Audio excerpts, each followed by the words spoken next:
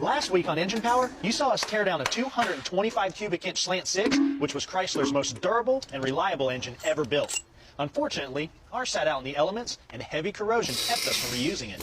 So we started with a later model block and had it freshly machined.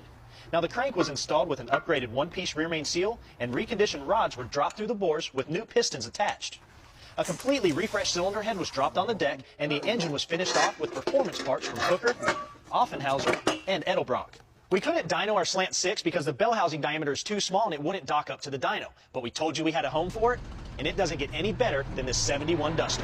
When it's cold, it spits, it sputters. I got to warm it up. It's got an exhaust leak, so it just makes a lot of racket. And here's its owner, Ken Symington, who has an emotional attachment to this work in progress. You know, this car is over 40 years old. There's not that many of them out there running.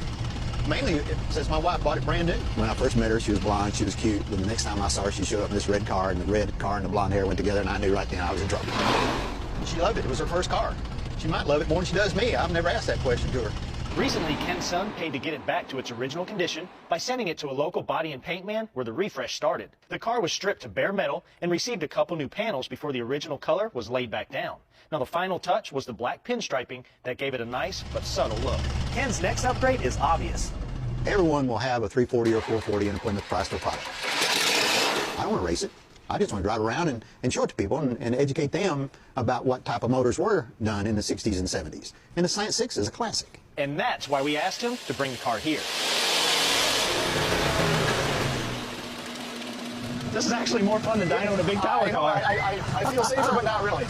Just for fun, let's see what this one has left in it. All right, here we go. We'll make the pull from 2,000 to 3,800 and hope we can make it there. This isn't the original 225 engine. It was replaced with a 95 horsepower 1975 model in the 80s, and it's seen a lot of miles since, making this Duster a perfect home for our leaning tower of power. I think we're there. At a whopping 64 miles per hour, it made just over 70 horsepower.